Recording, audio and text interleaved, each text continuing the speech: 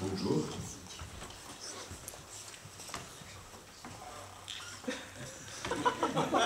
Gabriel. Alors, Ludwig plongeait dans le sommeil engourdissant de son schnapps lorsqu'il a été enlevé des bras de Morpheus par Athènes, entité suprême de la raison. Elle lui a dit, Ludwig, tu seras témoin du malheur qui où plonge l'humanité de temps en temps, cycliquement. Oh oui, oui, Ludwig, tu verras Hermès, manifestation éternelle des volontés, des besoins, désirs, souhaits de toute l'humanité, manifestation suprême du commerce, du marché. Prométhée, la divinité de l'entrepreneuriat et l'innovation, enchaînée encore une fois par l'illusion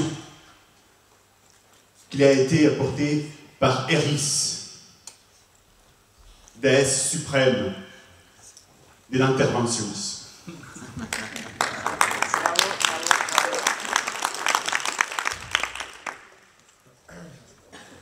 Tel est Ludwig, les 7 sceaux de l'apocalypse cyclique.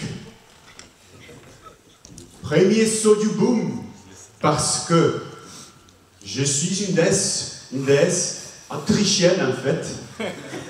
Et donc, nous savons très bien que les cycles commencent avec le boom, que la crise est due à une disjonction de la croissance. Et il ne s'agit pas de quelque chose qui arrive juste à la veille. Alors, le premier saut du boom, le capital financier abondant et relativement bon marché, sans formation additionnelle d'épargne réelle. Qu'est-ce que cela veut dire? Et donc, Athènes, elle montre à Ludwig un graphique. Quantité de capital, taux d'intérêt, c'est le marché des capitaux. La demande de capital, la demande des entrepreneurs, les apprentis des Prométhées, ses enfants. L'offre d'épargne réelle, ça, c'est les cadeaux, évidemment moyennant un taux d'intérêt, des enfants des déesses Ctisis et Crésis, l'accumulation et les succès. Taux d'intérêt naturel, les reflets des préférences temporelles des épargnants et des demandeurs de capital. Et la quantité des capitales. Ça aurait dû être la nature du marché des capitaux. Malheureusement, Eris, sous sa forme de banque centrale, décide autrement. Et donc, voici la situation. Un taux d'intérêt interbancaire, dont la base est le taux d'intérêt de la banque centrale plus une prime dépendant du marché, des risques, la durée de contrat, etc. C'est l'offre de crédit du système bancaire. Alors, c'est là l'illusion qui commence. C'est le premier saut, en fait, parce que nous n'allons plus respecter les préférences temporelles et des épargnants et des producteurs, et même des consommateurs, pourquoi pas. Préférences temporelles, c'est-à-dire ceux qui préfèrent les présents, les entrepreneurs et consommateurs qui ont besoin de capital maintenant, et la préférence plutôt pour le futur des épargnants qui préfèrent en fait transférer l'usage des ressources présentes aux producteurs et consommateurs pour qu'ils fassent usage maintenant pour rendre plus après s'ils peuvent. Donc là, en fait, la Banque centrale, elle impose un taux qui ne reflète pas en fait, les préférences temporelles, et donc la quantité d'épargne réelle, parce que si les préférences temporelles ne changent pas, donc la quantité d'épargne réelle va diminuer. parce que officiellement, les épargnants ne trouveront plus compensation pour leur coût d'opportunité. En même temps, les entrepreneurs et consommateurs, ils tombent dans l'illusion. Ils verront en fait que la quantité de crédit, de capital financier augmente. Et donc, voilà la situation. Nous avions une situation de capital Q0, capital réel, qui diminue à QER, quantité d'épargne réelle, et tout le reste, c'est du crédit scriptural. Donc, en fait, qu'est-ce que c'est l'épargne réelle? Ce sont des biens. Parce que dans le marché, nous échangeons bien contre bien. L'épargne réelle, ce sont des biens présents qu'on peut utiliser justement pour alimenter, pour renforcer, élargir les structures de production. Un repas que j'utilisais pour ma propre satisfaction personnelle, pour ma consommation, maintenant, il est transféré aux entreprises pour que ce repas nourrisse justement les enfants de l'abondance. Ceux qui porteront en fait la cornucopia de l'abondance, la corde d'abondance, si vous voulez. Le deuxième saut du boom, rentabilité potentielle augmentée dans pratiquement tous les secteurs. Mais oui, c'est ça l'illusion en fait. Le premier saut, c'est l'abondance de capital. Mais après, vous pouvez vous poser la question, mais pourquoi les entrepreneurs, pourquoi les consommateurs tomberont dans les pièges? Concentrons-nous surtout sur les entrepreneurs. Ils tomberont dans les pièges. Il y a 3 explications possibles. L'explication concurrentielle, c'est-à-dire, si je ne les fais pas, mes concurrents les feront et je perdrai des parts de marché. Ce peut être vrai, mais elle n'est pas une explication générale. Pourquoi? Parce que certains entrepreneurs peuvent se trouver dans des marchés où ils ont un très grand pouvoir de marché et ils sont confrontés à des demandes peu sensibles justement aux variations de prix parce qu'il n'y a pas justement beaucoup de concurrents. Donc eux, ils n'ont pas nécessairement besoin d'aller prendre un crédit. La deuxième explication, c'est les institutions. Nous avons des institutions qui incitent les agents à prendre ces crédits-là, à les rassurer, même s'ils savent, même s'ils connaissent déjà les sauts du boom, et donc de la crise. C'est vrai également, mais une incitation ne veut pas dire, en fait, ne se traduit pas toujours par quelque chose d'effectif. En fait, les agents peuvent tout simplement ignorer l'incitation. Il faut que cette incitation, en fait, soit pratiquement une obligation.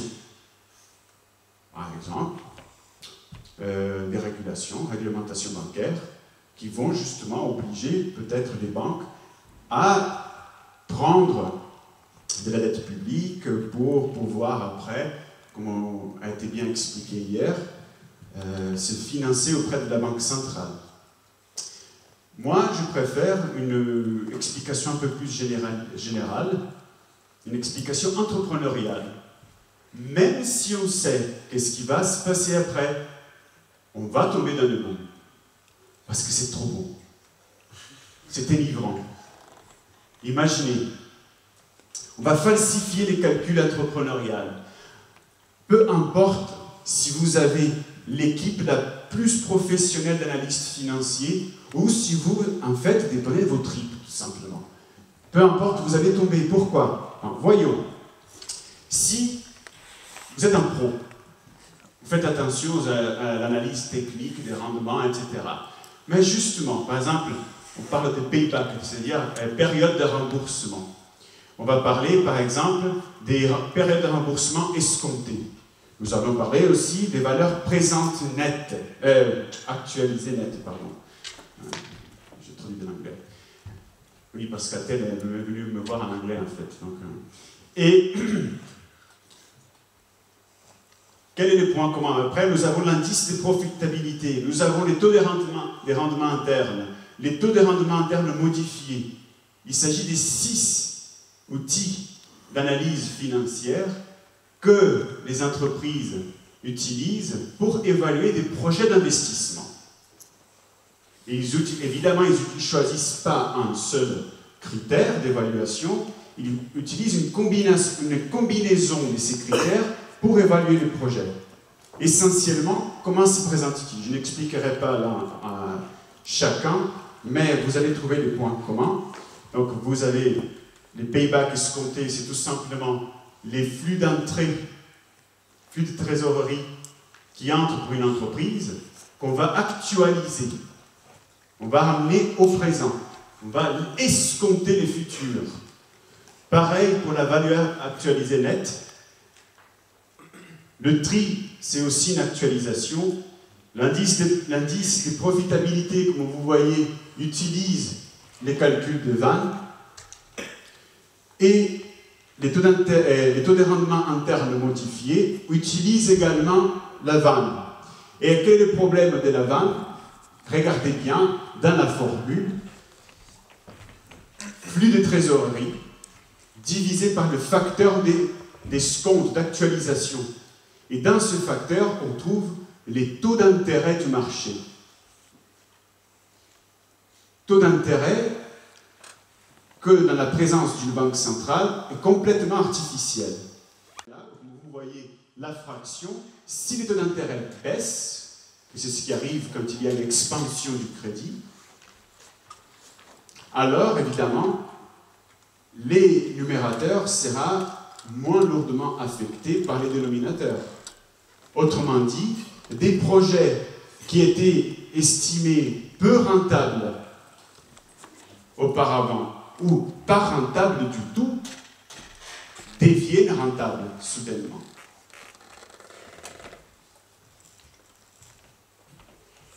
Le problème, c'est que justement, pour les entrepreneurs, qu'est-ce que cela veut dire? Qu'en fait, les projets qu'ils exploitent actuellement deviennent encore plus intéressants, justifiant alors un plus fort engagement des capitaux. On va prendre du crédit. Également, ils auront d'autres projets disponibles maintenant, et s'ils avaient des capitaux à leur disposition, du crédit, ils vont penser que c'est intéressant maintenant de procéder à une expansion de l'offre des biens. Ils vont justement s'embarquer dans différents projets d'investissement parce qu'ils voient que c'est intéressant. Vous n'avez même pas besoin de prendre du crédit pour tomber dans les pièges. Vous pouvez utiliser vos capitaux propres, les épargnes même de l'entreprise, et encore vous tombez dans les pièges. Ceux qui prennent les crédits, ils vont tout simplement rajouter à leur situation des disjonctions. Et évidemment, qu'est-ce qui se passe si vous n'utilisez pas ces outils-là? Vous utilisez vos tripes, donc, dans ces cas-là. Mais vous serez optimiste. Pourquoi vous serez optimiste? Parce que justement, si les taux d'intérêt baissent et les épargnants réels, disons, ils épargnent moins, ça veut dire quoi? Qu'ils vont transférer des ressources vers la consommation. Au même temps, avec du crédit, il y a plus de personnes qui peuvent consommer également. Et donc, qu'est-ce qu'on voit? Une plus grande consommation à cause des épargnes redéployées et du nouveau crédit. Tout le monde consomme, tout le monde achète. Ils veulent acheter plus. Les prix augmentent aussi. Il y a une pression. Donc, une plus grande et moins chère disponibilité de crédit aussi, qui va faciliter les choses. On va voir justement, parce qu'avec les calculs, avec les formules en question, qu'est-ce que je vais voir en fait? Que la rentabilité de l'entreprise augmente et que les coûts du capital baissent. Donc, je peux augmenter mes profits. Ajoutons à cela justement l'explication institutionnelle qui va me rassurer dans mon estimation des gains. Ajoutons à cela aussi l'explication concurrentielle. Je verrai que justement, j'ai plusieurs choix maintenant, plus large éventail des projets pour peut-être faire mieux que mes concurrents. Ou même entrer dans des marchés où je n'entrais pas auparavant. Et alors nous entrons dans le troisième saut du boom. Action des effets des cantillons ou la redistribution inflationniste hétérogène du pouvoir d'achat monétaire et du capital réel. Oh, c'est compliqué. Alors, qu'est-ce que cela veut dire?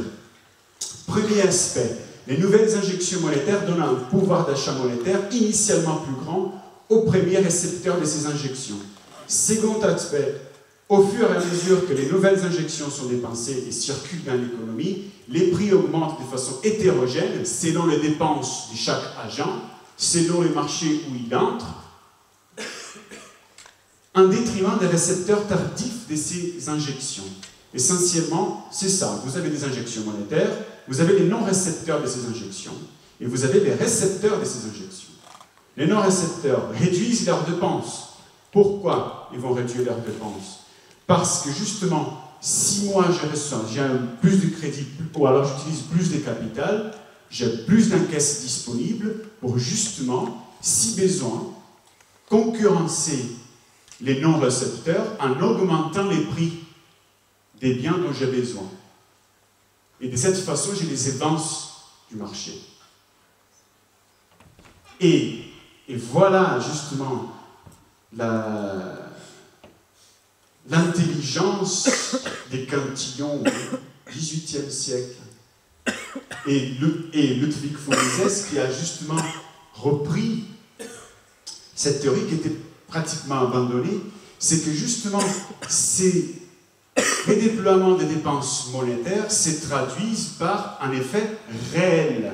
Justement, les capitales transférés, les capitales réels, les biens, sont transférés des non-récepteurs aux récepteurs de nouvelles injections. Justement, si moi je ne peux pas dépenser autant que l'autre, l'autre peut dépenser plus que moi, il prendra donc les ressources dont j'utilisais auparavant. Non parce qu'il est plus compétent que moi, mais seulement pour le fait qu'il a plus de crédit que moi. Cela affectera ensuite, au fur et à mesure que l'argent est dépensé, que les prix augmentent ici et là,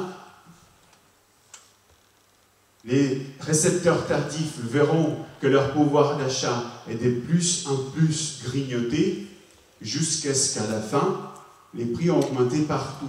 Donc, c'est ce qu'on avait vu hier, l'augmentation des prix, l'inflation, ce n'est pas un phénomène instantané, mais un phénomène graduel qui se donne par des vecteurs d'inflation. C'est ce qu'on parlait, par exemple, hier de l'inflation de coûts. L'inflation de coûts, c'est une illusion par rapport à l'inflation monétaire. L'inflation de coûts, par exemple, le prix du pétrole augmente, donc, après inflation, c'est pas vrai, parce que, comme a été expliqué par le professeur Gertchev, les prix sont des quantités de monnaie. Si tous les prix augmentent, il faut que la quantité disponible de monnaie augmente également. Donc en fait, le pétrole n'est rien d'autre qu'un vecteur de transmission de l'inflation. Mais ce n'est pas la cause. Il ne faut pas confondre les deux choses. Finalement, le quatrième saut du boom, boom des prix des facteurs de production. Mais oui, parce que justement, si on n'épargnait pas réellement, d'accord, pas plus qu'auparavant, donc on avait un niveau stable d'épargne réelle. Et là maintenant, on a du crédit, et l'épargne réelle a diminué, comme nous avons vu, au moins l'incitation de l'épargne réelle a diminué. Donc, si on veut augmenter la production grâce au crédit, il nous faut quand même des biens réels, il nous faut des travailleurs, il nous faut des machines, il nous faut des matières premières, des matières transformées. Et ça, là, on avait avant avec des efforts d'épargne supplémentaires. Or, ces efforts d'épargne supplémentaires ne sont pas là. Donc, non, on va augmenter la demande pour des facteurs et justement leur rémunération augmente. C'est en fait, voilà, les dépenses des producteurs, vecteurs de transmission. Ils transmettent les injections monétaires supplémentaires vers les facteurs productifs qui alors vont aussi après dépenser ces nouvelles encaisses monétaires. Et qui apparemment vont renforcer aussi l'optimisme des entrepreneurs parce que ces gens-là vont dépenser de l'argent, ils vont pousser aussi, ils vont exercer une pression haussière sur les prix qui va confirmer les calculs économiques falsifiés. Mais oui, mais voilà, je peux gagner de l'argent, c'est là. Et donc, ils vont s'enfoncer encore plus dans les pièges.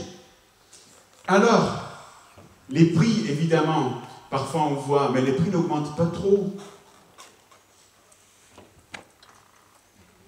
Il y a une raison pour laquelle peut-être on peut voir que les prix n'augmentent pas trop à certains moments du cycle. Parce que justement, les producteurs ont besoin de biens raides maintenant pour commencer à produire plus maintenant parce qu'ils voient que la consommation, les désirs de consommation augmentent maintenant. C'est maintenant qu'il faut produire et pas dans 5 ans, dans 10 ans, etc. Donc qu'est-ce qu'ils vont faire alors? Ils auront recours à 4 tactiques. La première, c'est la réactivation de la capacité oisive qui avait été abandonnée car jugée en fait injustifiée par rapport aux préférences consommatrices et d'investissement des agents économiques. Mais là, avec un taux falsifié, avec mon calcul falsifié, je pense que tout justifie la réactivation de cette capacité oisive. Donc, je peux augmenter ma cadence de production rapidement. Recours à l'immigration. Je ne peux pas produire plus des travailleurs, donc évidemment, on peut parler aussi des capacités oisives de travail qu'on va embaucher, mais après, au bout d'un moment, je suis bloqué. Donc, il faut trouver des travailleurs vite. On ne peut pas reproduire des travailleurs très vite, hein, ça prend 18 ans. Donc, nous allons prendre des immigrants. La délocalisation aussi, ça peut aider. On va trouver de nouveaux marchés où on peut s'installer rapidement et abaisser les coûts de production. Donc, ce qui nous permet, évidemment, de produire plus rapidement et aussi de baisser les coûts des productions et alors amortir un peu la pression inflationniste qui vont épargner justement des ressources et baisser les coûts de production également. Donc vous voyez, ces 4 tactiques vont aider les entrepreneurs à produire plus rapidement et à déguiser la pression inflationniste des injections monétaires. C'est pour ça que parfois on ne voit pas l'inflation, et ça explique également autre chose, que oui, la crise n'arrive pas tout de suite. Ça, c'est un point qui a été critiqué par des keynésiens, non? Ils critiquent, par exemple, Paul Krugman a critiqué la théorie autrichienne sur ce point, et dit, mais bon, voilà, vous avez un problème de distorsion, pourquoi la crise n'arrive pas tout de suite? Mais non, parce que justement, on arrive encore à augmenter la cadence de production assez vite pendant un moment. Mais évidemment, on va voir que ça va s'arrêter.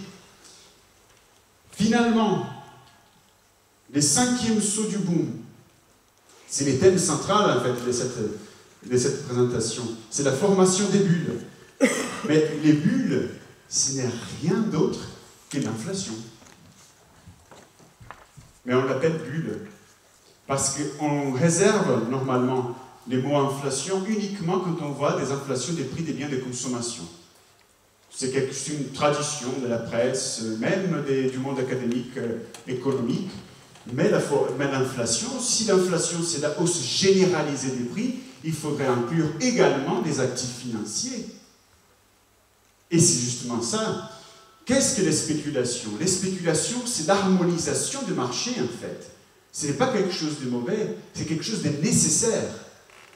Par exemple, si nous avons un marché au temps zéro, ou alors au local zéro, c'est-à-dire une spéculation dans le temps ou dans l'espace. Nous avons cette situation-là, offre-demande, un prix bas, une quantité basse, et les spéculateurs, qu'est-ce qu'ils font? Ils estiment les futurs, ou alors ils voient une autre localité géographique, et ils voient le contraire, que les prix est très élevé et la demande est forte. Donc, les spéculateurs, ils ne doutent pas, il va acheter dans ces marchés pour vendre dans l'autre marché. Donc, la demande augmente parce que les spéculateurs vont s'ajouter à la demande existante. Ce qui va faire que le prix monte dans les marchés moroses, la quantité échangée augmente également, et dans le marché prometteur, ou dans la situation future plus prometteuse, les prix vont baisser, les quantités augmentent. Et comme vous pouvez voir, dans les deux marchés, les prix s'approchent. On a plus de quantités échangées, un prix harmonisé, et voilà la fonction sociale même du spéculateur. Il favorise les producteurs ici. Vous dites, oui, mais les prix augmentent, et les consommateurs, qu'est-ce qui va se passer avec eux? Mais les consommateurs, ils sont employés, non? Ou alors, comment arrive-t-il à consommer? Ça ne tombe pas du ciel, ce n'est pas du mana. Donc, et ici, les consommateurs seront favorisés, et vous dites, oui, mais les producteurs, les pauvres, qu'est-ce qui se passe? Ben, ils auront plus de clients, et si leur capacité technique le permet, ben, ils pourront s'adapter facilement. Mais, et voilà le problème du spéculateur quand il y a une trop abondance de crédit, c'est que les trous entre les deux marchés ne se ferment jamais. Pourquoi? Parce que s'il y a plus de crédit, il y aura plus de demande. Donc la demande augmentera encore une fois. Les spéculateurs verront que si ça se répète souvent, il se dit, ah mais non, en réalité maintenant, les prix sont bas à nouveau. Même s'ils ont augmenté déjà. Donc, il doit spéculer encore une fois. Mais les crédits continuent à entrer. Et il voit que la demande bouge encore une fois. Et il doit, ah non, je dois fermer parce qu'il y a de l'argent à faire. Donc il continue.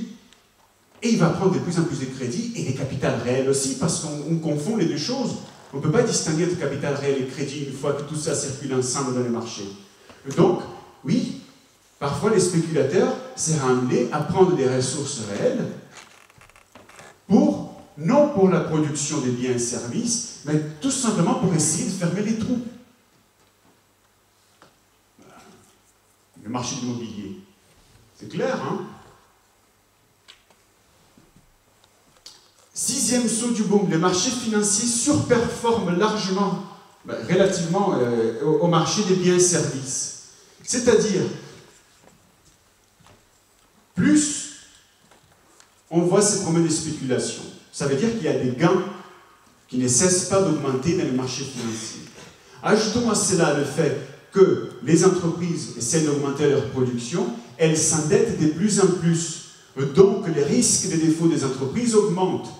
Ce qui génère alors un intérêt à avoir quoi? À une couverture de ces entreprises-là, et on va créer des nouveaux produits financiers jouant sur cela. Ce qui va ajouter encore une fois à la spéculation. Et ceux qui connaissent les sauts, ils vont commencer peut-être à agir, à accélérer la liquidation. Et ça, c'est bien. Et ça, c'est une fonction primordiale du spéculateur. Dans son action de vouloir accélérer la liquidation, il mettra fin plutôt à toute cette illusion. Mais si on continue, crédit, et ça va prendre du temps. Et ils continueront à essayer de fermer les trous. Donc, ils ont mauvaise presse parce qu'ils font leur travail, parce qu'ils remplissent leur rôle social. Et finalement, le septième saut du boom, mais là c'est trop tard, les redéploiements vers des processus de production plus longs. Mais oui, parce qu'il y a une limite, il y a un point de saturation. Hein. On peut amener plus d'immigrants, je peux réactiver la capacité oisive, je peux adopter des nouvelles technologies.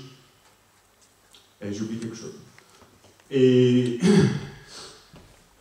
on peut adopter de nouvelles technologies, nous pouvons délocaliser plus, mais à un moment donné, qu'est-ce qui se passe?